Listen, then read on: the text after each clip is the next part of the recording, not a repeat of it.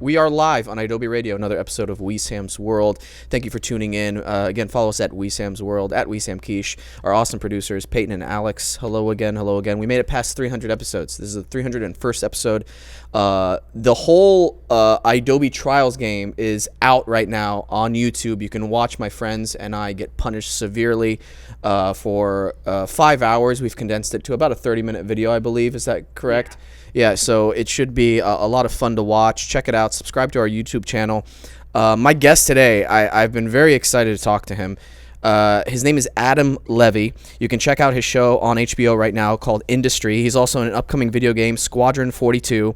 He's been in a bunch of stuff, The Witcher, Snatch, the television series. He's studied at the Royal Academy of Dramatic Arts, and he's a fellow professor at IDSA, Identity School of Acting, here with me here in Los Angeles. Adam, thank you for coming on the show. It's a pleasure. Nice to be here. You have such a great voice. It's the well, British. I'm British for a start. Yeah. That's usually the first thing. A lot of people say, "Are you from Australia or are you from New Zealand?" And so now I do it to other people as well, just for the hell of it. Yeah. I sort of say, "You're Australian, right?" And they're like, "No, I'm from the UK." So am I. Well, what part of the UK? So I'm from London, really. I mean, I've lived there most of my life, but I was actually born near Liverpool, where the Beatles are from. Originally, so I was brought up there in a place called the Wirral, which is a peninsula. Just you go over the Mersey River, and you get to the Wirral, and that's where I was born. And then I left there to go to London when I was a teenager. I won a competition to go to a stage school, so I did that, and ended up in London at 16. And yeah, my daughter's sitting here now. She's 17. I can't believe I left home before she was even thinking about leaving home. It felt fine at the time, but kind of seems weird to me now. And now I have my own children, of course. But I loved London, and have done for most of my life, because I spent most of my life there. But now we live here in LA. London was the place that showed me what real acting can be, because I was a college student and I decided to study a little bit at Imperial College in London. Yeah. They had a nice little acting program. And Is that Greenwich? No. South Kensington area. Oh, right. Okay. Yeah. West London. Okay, cool. Yeah. Is it still posh? South. It's West London is posh. It's considered very well to do. Well. In fact, I think Mr. Henry Cavill lives at that side of the of London. I think he's a West Londoner. When he's there. But it is. I've lived all over London, but Gloucester Road was probably the closest I lived to Kensington. Yeah, I remember in college.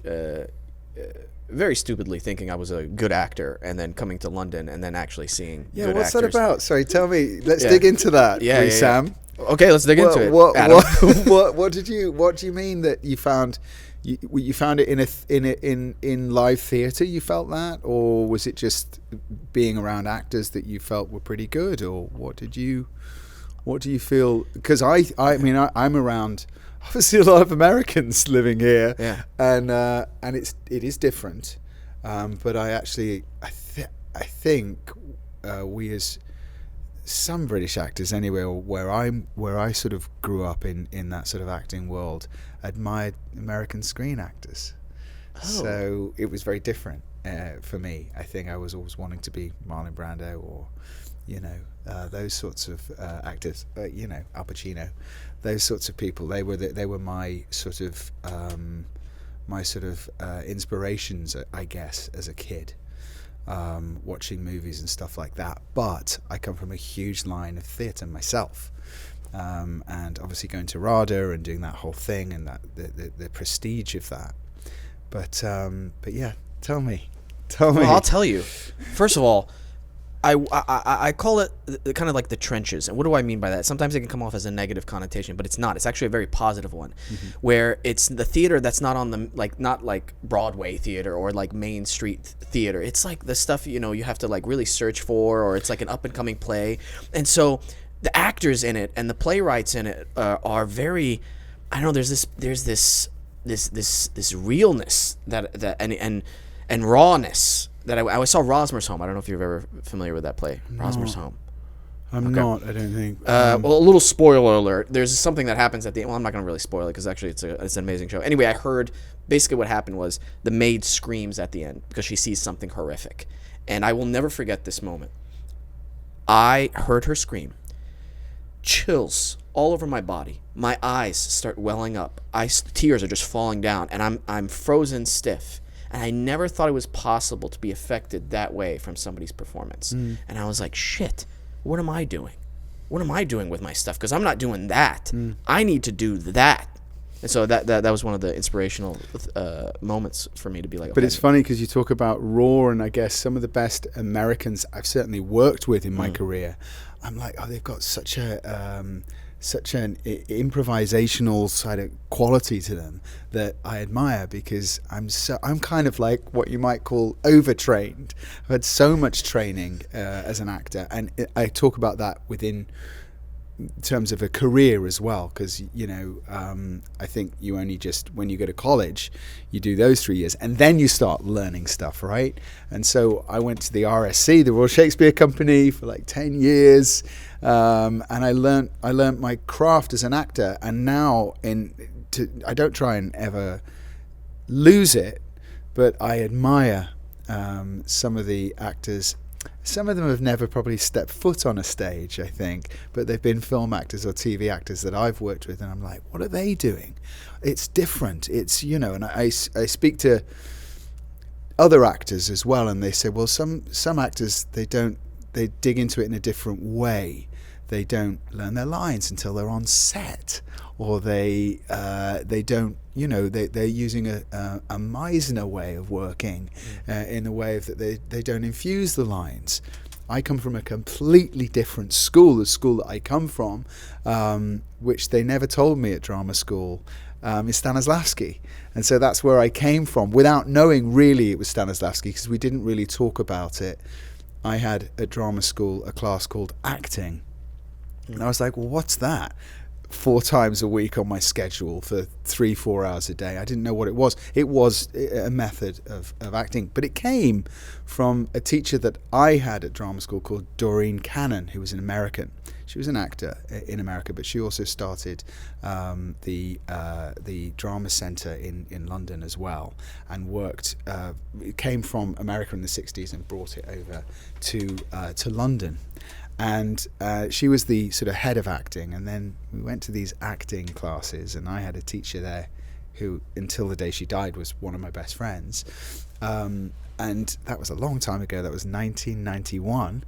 It was a long time ago, right? Wow. When I trained as an actor, 91 to 94. And I was with Andy Clutterbuck, who was Andrew Lincoln. You might know him as from The Walking Dead. He was in my class. Okay. He was Clutterbuck, not Lincoln, when I knew him, because he didn't have a stage name then. And Steve Mangan was in my class as well from Episodes. I don't know if you know that comedy show. It was a great show. He was also a great British actor, and a few others. And you go into this class and we learn how to act, allegedly. But it started with just sort of looking at yourself and that sort of thing, and not what Meisner was looking at, although Meisner came out of Stanislavski. They're very closely related, but then shifted and went his own way, as a lot of these great acting teachers do, and different types of methods. And I suppose mine always came from infusing the lines and actually finding the world before you even enter the world of the lines. And so I suppose that's where I came from as an actor, and I'm still massive fan of that type of method of acting, I guess, in a way. But you look at people like, I don't know, maybe even Joaquin Phoenix, and I've heard his interviews, and he's just like forever trying to forget the camera, trying to not place himself to help the camera, trying to be in the moment, just as Stanislavski teaches, but actually just a little bit more. I don't know, they have that American rawness, as you were saying about the Brits.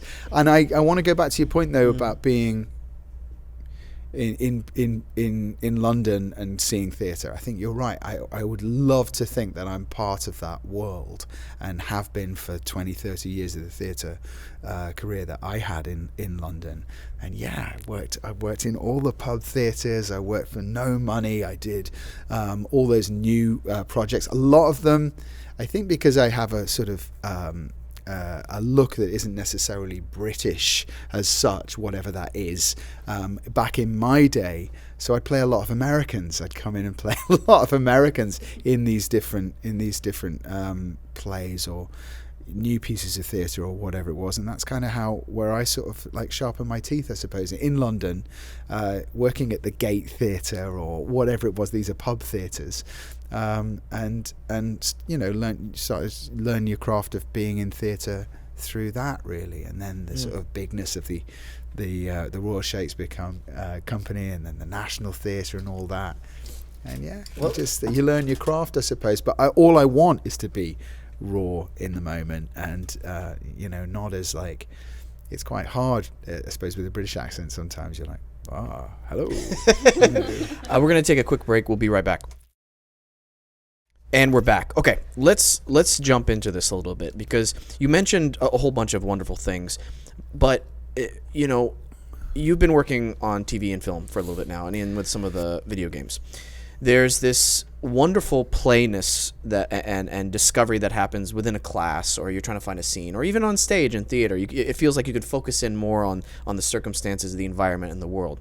But when you're on set, you've got these cameras, you've got lights, you got people moving around, you got this, you got that, and then also you have to hit your mark, because the margin for error, if you step aside, move forward, it's so big on camera that it'll ruin the shot. And it's a different form of storytelling at that point as well. So where is that balance of still being like, how do you either do it for yourself, and how do you translate that to your students, of finding that balance of being free in the moment, living free, and then also serving what the director and the production needs? I think I was very lucky because I was a dancer as a kid.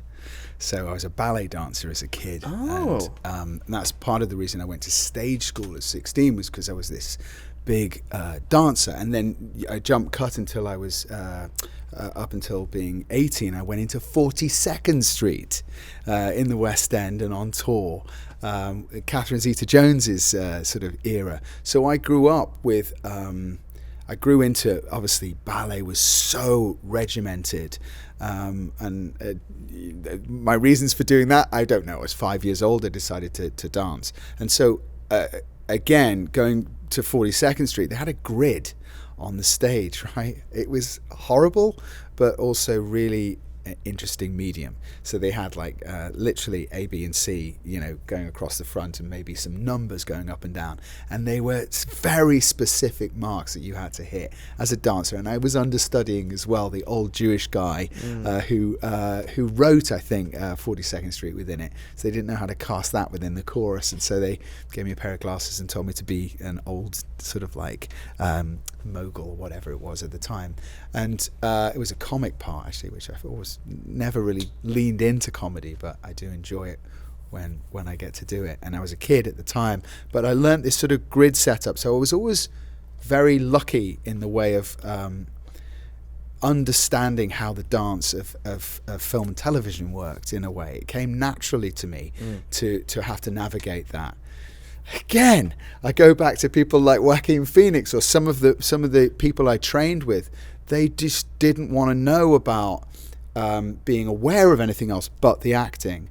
And so I juxtapose, I would say, for me, I juxtapose the knowledge of dance with the guttural sort of like depths of what I feel where acting can take you to, and the depths of within a person. So the minute you said, actually, how do you do that? How do you navigate going from theatre to TV and film? I always look at the other actor instantly and say, who am I working with today?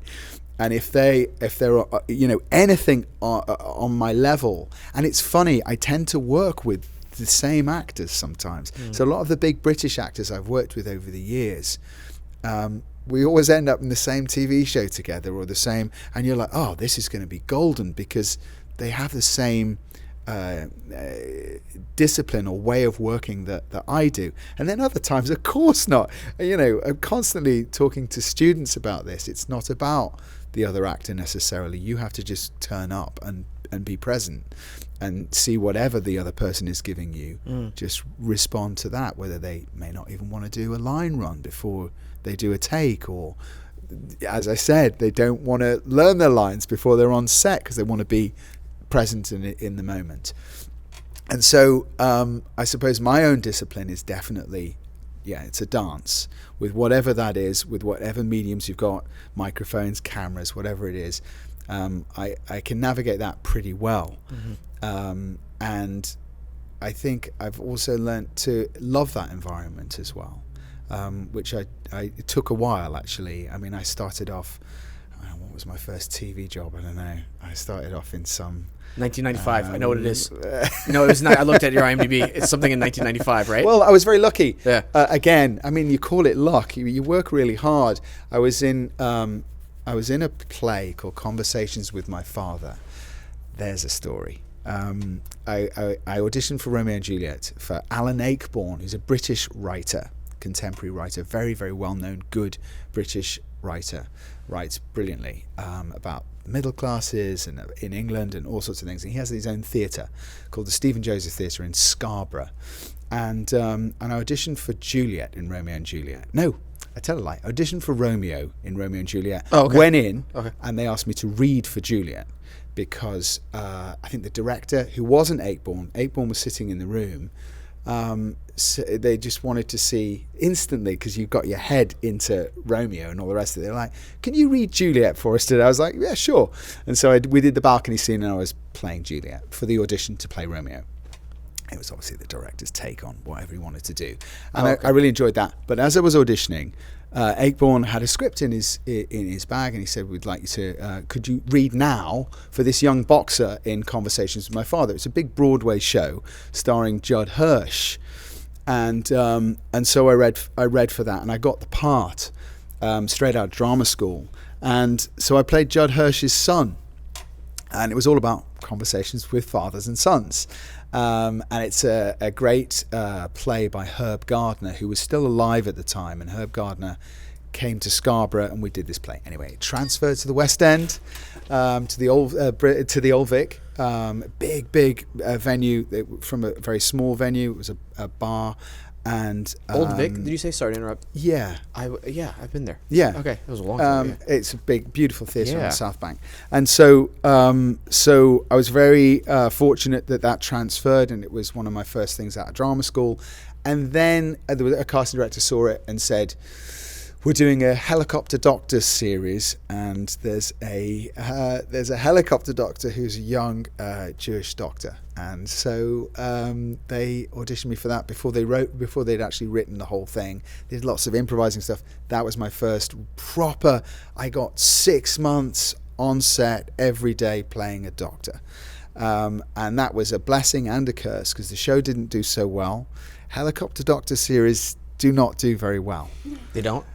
No. That's my pilot. Anything to do with helicopters is really hard for the simple fact you need another helicopter to film, and you also need a permanent fire station, and they have to have a helicopter as well. So the budget just goes the minute you start making anything to do with helicopters. And there's one called Hawk something that did do well in the past. It was an American show. I can't remember what it's called, but every other one has died, and this was one of the ones that went one season, 12 episodes, and I filmed for 6 months every day in and out of helicopters, on helipads, and in hospitals, and obviously in sound stages. And so I just learnt my craft. It was like the best learning curve because I didn't have a clue really, and so that was, rather than, I think nowadays, you hit or you miss, you work or you don't work. There's no theatre to go and do. There's no real rep theatre. They used to have weekly rep in the UK where you could go and learn. Or you get, 2 words, 2 lines for 2 years, and you're still waiting to you get on set, you're shit scared, and you go and you say your lines and you come home. But I suppose for me, it was just great to get out there and I learned so much. what not to do and what to do, and I had fun, and it was with a group of people who were all sort of like there was a bunch of pilots, paramedics, and doctors, and it was it was life and death. They only go out. It was based on an East London hospital where they do have a helicopter on the roof, and it's a sidestep for the medical practitioners who'd go and do it. It's not a career-based thing, so they choose to go and do this sort of work. So we worked with lots of real doctors as well who did it. I was an anaesthetist. So I was I couldn't even say the word before I got the job, and then we had to do lots of improvisation. Learnt tons about TV there, and learnt how to dance around a camera, I guess, and kind of relax and enjoy it. So by episode 6, you're like, "Who's the guest? Who's coming in? This is great. Nice to meet you. I'm Adam. I play Dr. Klein, but you can call me Sam." And I did that, and it was good. So I learnt to relax in front of a camera, I think, on the job, really. I think nowadays there's great training like we offer when we get to teach film and camera and stuff like that, but as a discipline, I think the acting and the truth and being in the moment rules, no matter where you are or what you're doing. Even if it's I say this to students as well, even if it's a commercial. I've given my best pizza commercials, beer commercials in my career, and I take it just as seriously as I would playing Hamlet.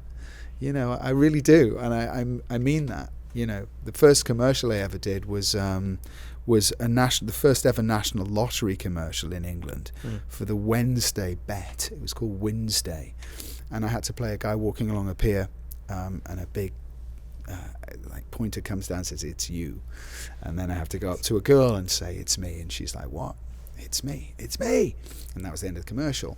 And they auditioned probably I don't know how many thousands of young actors for that job.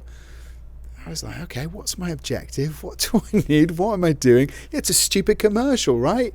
But actually it wasn't. It actually paid the rent for 3 years and was one of the biggest steps I ever made, that I unaware of. It took 2 weeks to film a 38-second commercial.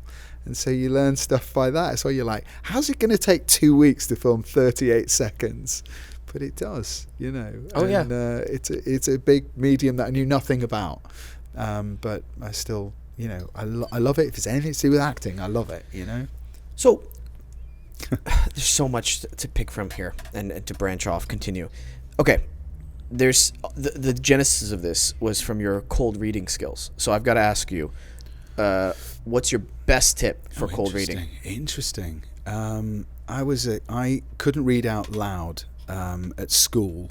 I was a tearaway at school, and I left school at 16 without a voice. Literally, I had tap shoes and I had dancing abilities, but I wasn't a great pupil at school.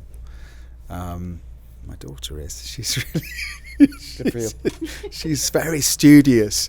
Me, not so much. Yeah. I was a bit of a rebel without a cause. I have the time out here. I'm sorry. You guys have it way too easy. Let me tell you why. Yeah, you have something called YouTube and the internet, where I had to constantly figure out how to cheat to get through all my classes. And it's much harder to do it without the internet. It's so much easier. You guys have it easy. Anyway, I had to we had it much harder, okay? I couldn't, cheating was so hard for me. This is about me. Sorry, I never even got to cheating. I was just absolutely, my head was in the clouds, and I couldn't wait to get out of school. So I had no voice. Honestly, I really could not read. I remember I was asked to read Oliver Twist in the class because I was good at English at school, and so I was in the top set, and I literally fell apart when it came round to, and Adam, would you take this next chapter? And sweating, hot and cold, and I was not with my rebel friends. I was in a sort of a better set because I enjoyed drama, I enjoyed art, and I enjoyed English. The rest of it just went by the wayside with me, and I enjoyed sport as well.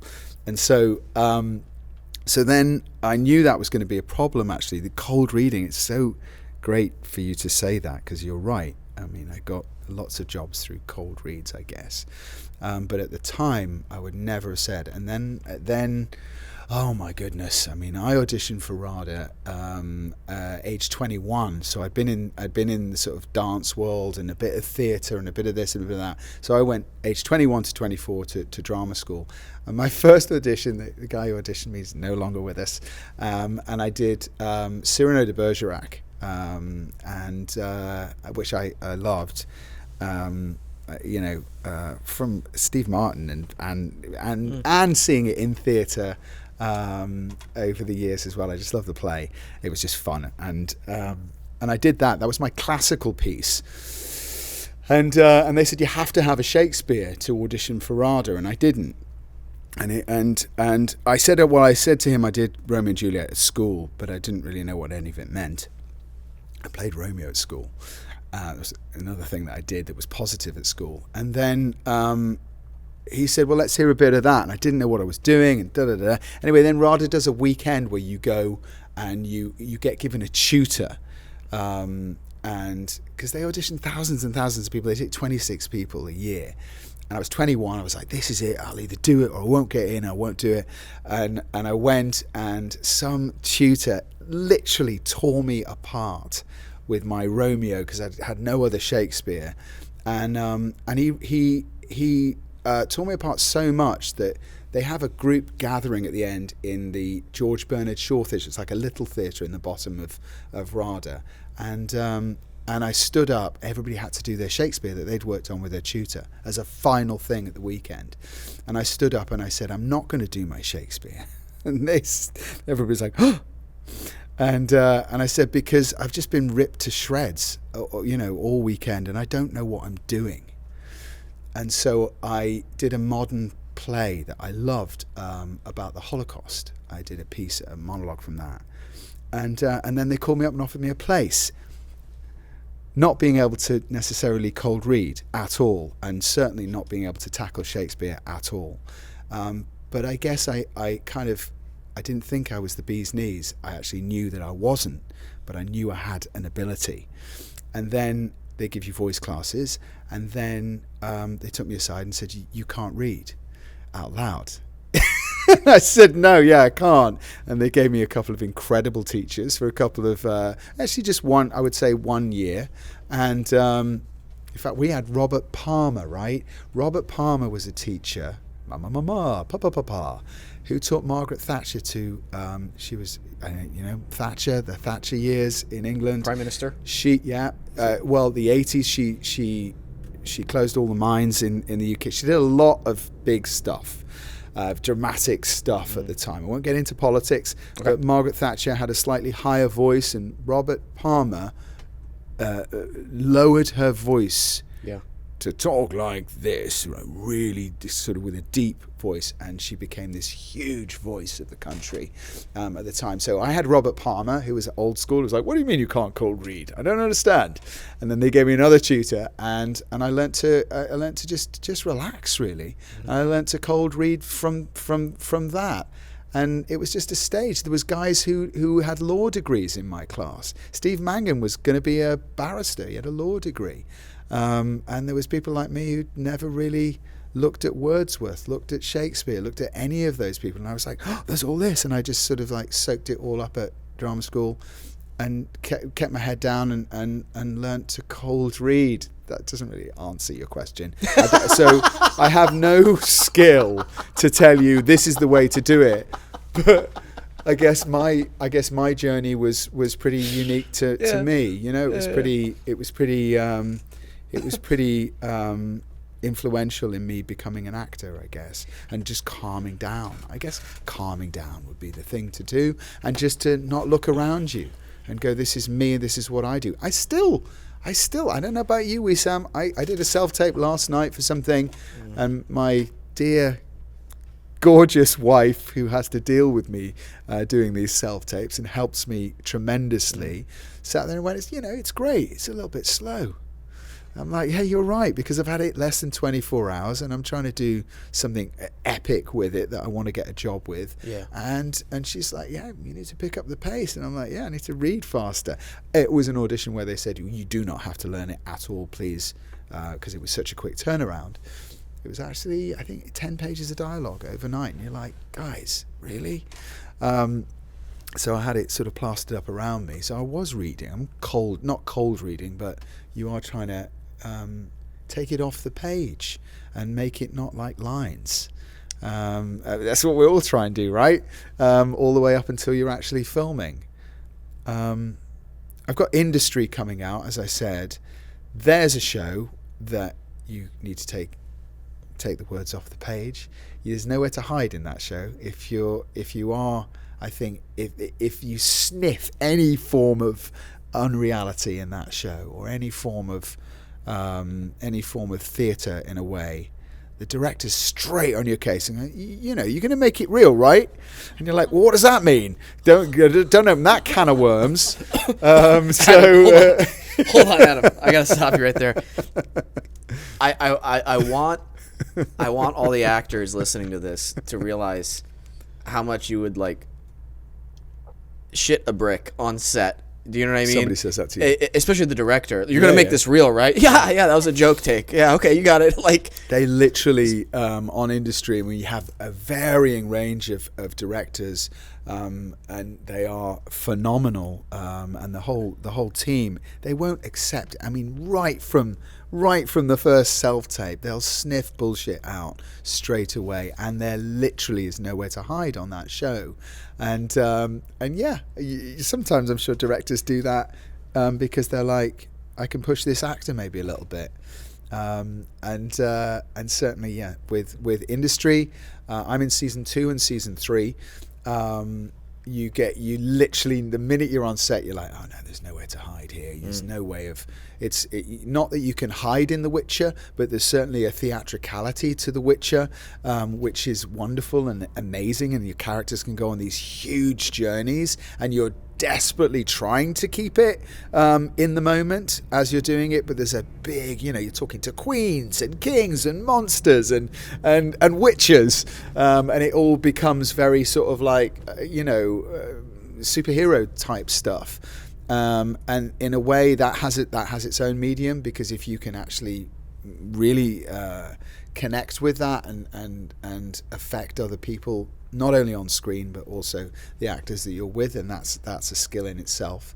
But yeah, Industry is like every sniff, every moment that you live, you have to totally inhabit. And I commend all the actors in that show, and actors who I see who just do that naturally. They do it so well, and I learn. Sorry. I learn from everybody. If it's a lot of the time at the minute, I'm the oldest person on set, and I certainly learn from the newbies who come in. I'm like, what are they doing? How are they getting to where they need to get to? And I have a friend in Freya Allen who's in Kingdom of the Apes at the moment. She's one of the leads of The Witcher, and my character and her character were together for the whole of my time at The Witcher. She was 17 when I met her, and she was creating stuff that was great, and I was like, well, what's she doing? She'd done very, very little before that show. They picked her out of she auditioned for an episode and ended up playing the lead girl in it, one of the lead females in the show. And so I'm looking at her just as much as I'm looking at, I don't know, these other fantastic actors. Lawrence Fishburne has just gone into the show, into The Witcher, and he's a phenomenal. I'd love to be on set with him and see how he works, Mm-hmm. But I'm constantly, I think if there's any message I could give to any actor, it would just be keep learning. And that doesn't mean repeat the same class over and over, but just look around you and see what people are doing, whether they're, I learn't from the oldest guy at the RSC who was speaking in verse as he was talking to you without doing Shakespeare, to the 17-year-old Freya Allen who was straight, out of school, who was, creating stuff that I'm sure. I think you get a lot of, the difference is a lot of the time, you know, I mean, I've worked with so many actors, but I think there's actors who haven't had any training, and they always, I think, feel, what would it be like if I had that time to go and do 3 years of training as well? Would I be the same actor? Would I improve upon what I was doing, or would I actually take away from actually knowing everything about what I was doing? And if you do talk to actors who have made it big or whatever it is, and they're celebrity, and they haven't had time to go to drama school. I mean, Freya's gone straight from school to becoming a huge star, and I'm sure Marilyn Monroe did it, didn't she? She became a star, and then she went, I need to go to drama school. And did she really? Yeah, she did, yeah. And she went back to drama school at some point after filming, you know, a lot of her work. Oh, I know. Yeah. Because she wanted to, she was like, no, I want to be taken seriously, and B, I think I could benefit from this. What's her Insta? No, I want to transition over to this. Sure. We both teach at IDSA, great school, and we get a lot of new actors in there, very fresh actors from literally. I think the last class I taught had two people who had never taken an acting class in their entire life. Yeah. To people who have only been seriously training from a few months to a year. Seriously training. Yeah. Not like, oh, I did it in high school and then I never really took classes and I've had a couple auditions. So it's a very fresh freshman type of actors coming in. So I wanted to ask you, what's the biggest obstacle new actors face whenever they start training? I think it's I think it is fear of looking around them. I think that they need to. I think it's being self-conscious. I think that is a big blocker, and you wish you could just go, hey, just don't worry about anybody else or anything. If you can just take your coat off, get into some gear that you feel like you can work in, and just, you know, absorb what's going on, and just don't worry about yourself. You know, don't worry about the mirror that's up in front of you. Don't worry about. It should be a safe space for you to just come in. And if I see any talent in the room, I'm always like, oh, please don't get in the way of yourself. So it would definitely be that they get in the way of themselves because they're fearful of the industry, as you should be. It's the only industry that I think needs 10 lawyers around you just to make sure you're okay. There isn't many industries like that where everybody needs a lawyer if they start making money and doing stuff like that because it's so corrupt. There's that aspect to it. I think we're getting better with exploitation now. I don't know. I mean, when I talk to my agent, industries are very risque, explicit, pushing the bar type of show, sex, drugs, and rock and roll. And whenever I've had conversations about nudity or about whatever it is that they're doing in the scenes in industry, because it's about the banking world, which we all know is incredibly rock and roll. You talk to some bankers, they're like, no, it's not like that at all. And you talk to others, like, it's exactly like that. The guys who wrote Industry were in the investment banking world themselves. So they came out of that world to do it. So you're on your phone to your agent talking about nudity clauses or whatever. They're saying, oh, young actors today, even if they don't have to actually get their clothes off. They all have to sign their bodies away. I'm like, really? I'm like, yeah, it's actually much worse than it used to be. They want more now. I'm like, okay, I didn't know that. I thought we were better protected, but I'm not so sure.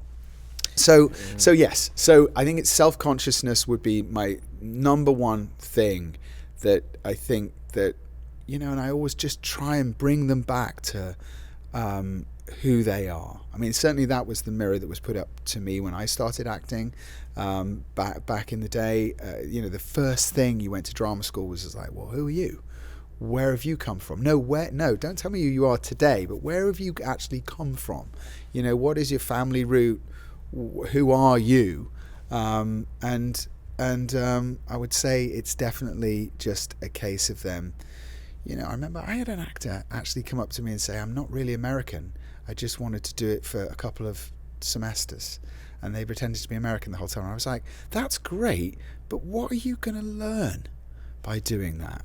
what are we going to learn about you? Oh, I know. At IDSA, right? Yeah. Yeah. I talked to her about that. Yeah. I was like, that's great, but is it going to actually help you act when you're out of here? Though she was doing a whole thing. She was doing an LA thing where she wanted to be accepted, you know. Well, we got to take a quick break, but we'll be right back. And we're back. You were just saying. I was just saying, would you do theatre now, Wesam? Here's the thing. I'm too good, and so I don't want to like free time. No, I know. I would love to do theater. I honestly would love to do theater. But if I'm going to do a show, that's at least 6 weeks rehearsal, another 6 weeks performance. That's 3 months gone. Yeah. So I want to do something like The Mystery of Irma Vep. You know what I'm talking about? Mm-hmm. Yeah, like something really fun or like crazy. Yeah. I want to do something so unique that the LA theater scene has not seen before for me to dedicate that much time. Because I do love working on TV and working, and also I need to pay rent. So that's one of the other reasons why 3 months just blocking myself out. I have to be in between projects to actually make that make sense. Yeah, I mean, I have an agent at the minute, a new agent in America, and something came in theatre-wise, and they instantly went, "We don't think you should do it." I'm like, okay. Oh, in LA? Yes, straight. They were like, "We don't think it's a good move." I'm like, "Okay, listen, hold on." We're gonna get hate. I'll take all the hate. It's not on Adam. It's on me. The LA theater scene is okay. I just said it. Oh, all right, I did not say that. Adam did not say it. I said it. I'll tell you what's something I love to do, and they know it, and it's gonna get me in trouble one of these days. And don't give Adam any backlash from this because he's not associated with me on this. I love going to Fringe Fest. Do you know what that is? Yeah. Not for the good shows. Oh no, Wesam. No. Yeah. Here's why. I'm not making fun of anybody. Let me get that really clear. But I love the beginning stages of something that's not working. And I love seeing people trying to make it work. Because I've been there, Adam. I've been in that. And I'm like, yes, I like that feeling. Whenever they try something and it doesn't work, I live for those moments. Yeah. Because it's so real. There's no bullshit involved. You can't fake it. You can't lie to yourself. It's like, boom, that did not work. And in an industry that's so subjective, I like it when it's black or white, whether it was funny or whether it was not. That makes me so happy. So anyway, moving on. I haven't done theatre probably for the last maybe 7 years. I don't know, something like that. Wow, a good while, and just because of TV and film, and also coming to LA as well. I kind of made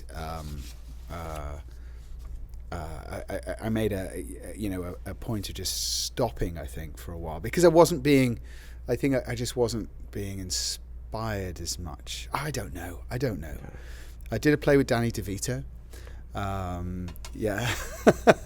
Let's hear about that. Should we have started with that? Which was in the West End, the Sunshine Boys, and again American, and it was with Richard Griffith, he's no longer with us. He's passed away, and in fact Judd Hirsch took over because they brought it here to LA.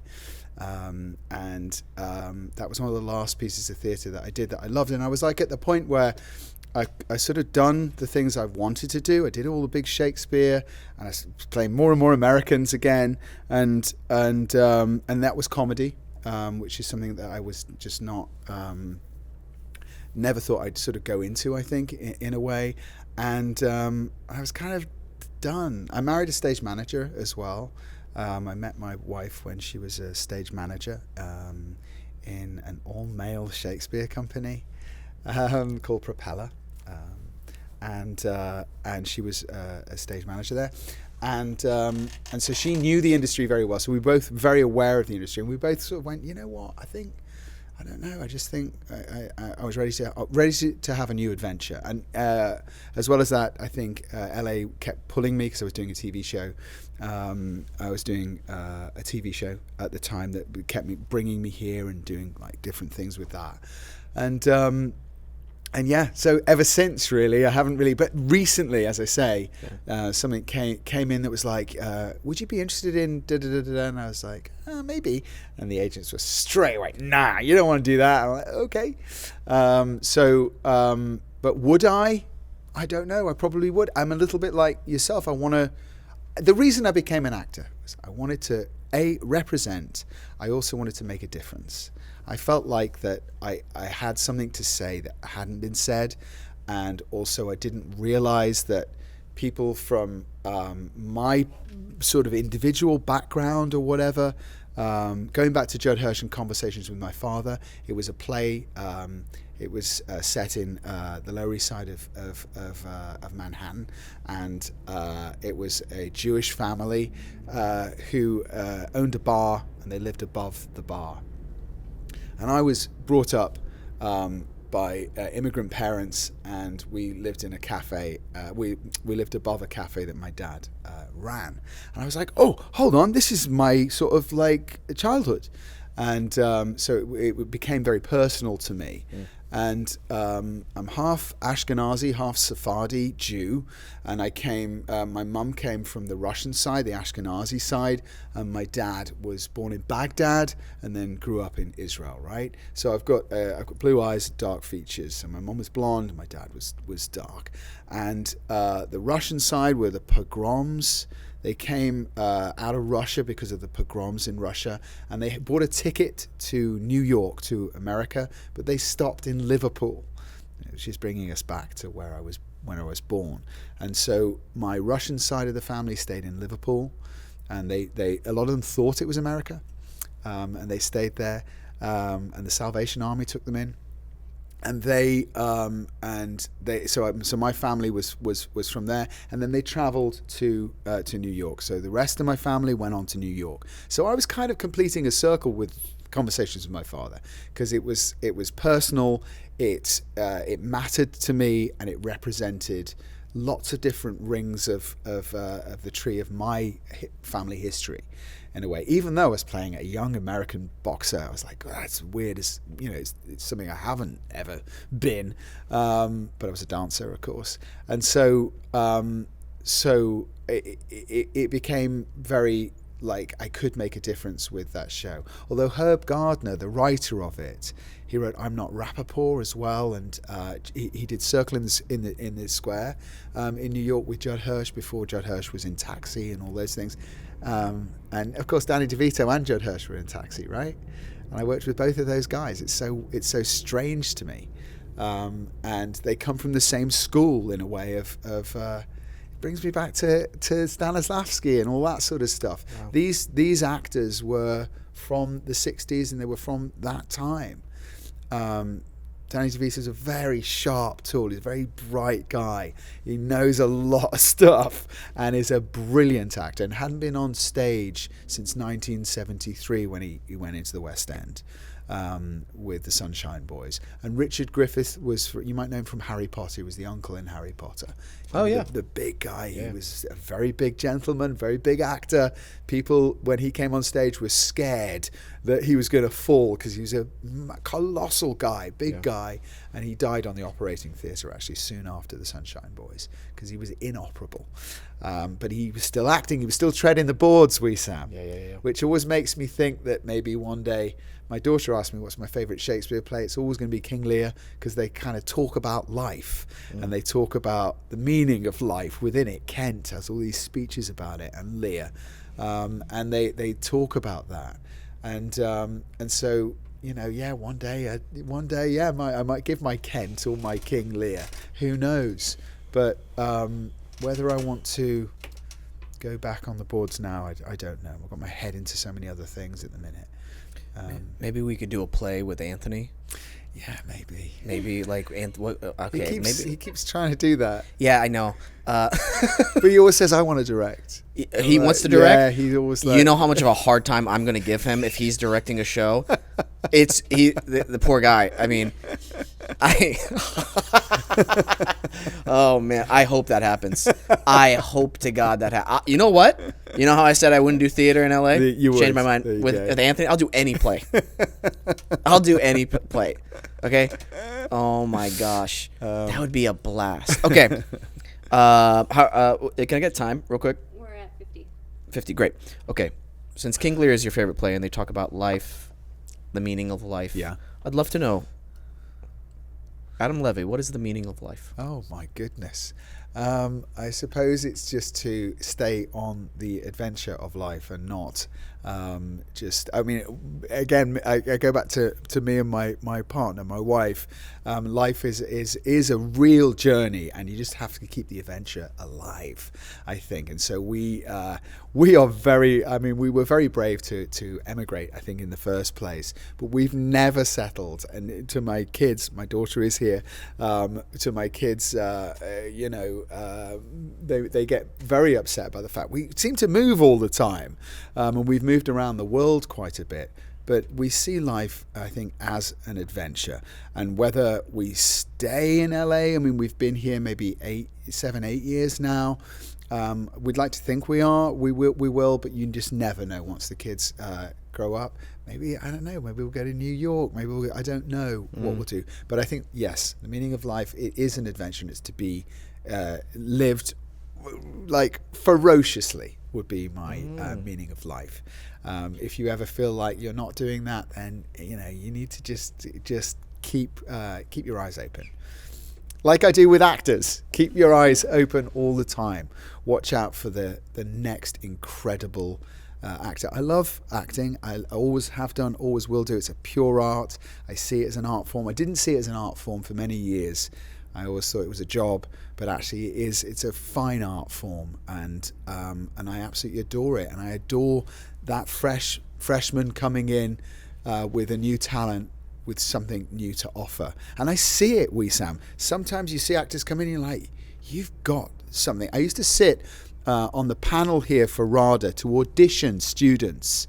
And I remember there was a guy who came in who fell apart, like myself, when I auditioned for drama school. But I saw something in him, and I turned to my colleague and I was like, I just see something in that person. Let's put them through. And they're like, okay, I know what you mean, I think. And they were flailing around everywhere, but I just saw something new, something that made me go, oh, well, you could maybe make a difference one day to this industry. I believe in it. I still believe in it, even though it kind of hits you around the head all the time. Yeah. I think at the end of the day, the art form is incredibly pure and incredibly essential in the world today. Yeah. Meaning of life, eh? I diverted a little bit. No. I love that you said live life ferociously. I mean, there are moments where I'm like, yeah, I'm in the zone. My producers are going to make fun of me because I'm going to bring up Brazilian Jiu-Jitsu, but... Oh, my God. At least it's not Japan. At least it's not Japan. That's right. All right, guys. I'm going to stay calm here. I'm not going to get too angry. We have a guest in the house and his daughter. I'm not going to snap in front of everybody, okay? Brazilian Jiu-Jitsu. Yesterday was a rare moment for me. I had a great 2.5 hours, and I was in the zone. Right. And when you said live life ferociously, I felt that. I felt like I was in it. Everything was moving all right. I was getting, I was tapping out, but I was also tapping other people out. I was hitting the move, right? I don't think I tapped anybody out, actually, but that's fine. I just lied out loud, but that's fine. In my mind, I felt like I was tapping them out. But it was great. I felt wonderful. I felt an actual high driving home. I felt... You ever get that high after a good performance or like a really good class? Oh my goodness! I mean, I love that. I think part of the addiction of acting is you and I say it to the students that I teach, is once you get that feeling, you want it again. It's just literally like an addiction. It is. You want that feeling, and whether it's theatre or, I mean, how many times, for various reasons, do you come off set and go, I just want to do all that again? Adam, this has been an absolute blast speaking with you. If people want to sign up for classes with you, they can check out IDSA, correct? They can, yes. And your Instagram? Yes, you can. Yeah, Adam Levy official. I think I am. I think that's right, isn't it? I'm on there, and yeah, I welcome new talent and people who've been in the industry for years as well. Love it. Ladies and gentlemen, check out Adam in HBO's Industry, and check him out in the upcoming Squadron 42 video game. Peyton, play us out. Thank you so much for tuning into the show, everyone. Really appreciate you. If you're watching on YouTube, make sure you hit that subscribe button, hit the bell icon for the latest uploads, and we're doing a lot more shorts and clips right now, so make sure you stay in tune for that. And comment below if you had a good time listening, if you got inspired. Are you living life ferociously? Huh? Are you upset with my producers as much as I am sometimes? All right. I'll remember. Listen, think, and then talk. Bye.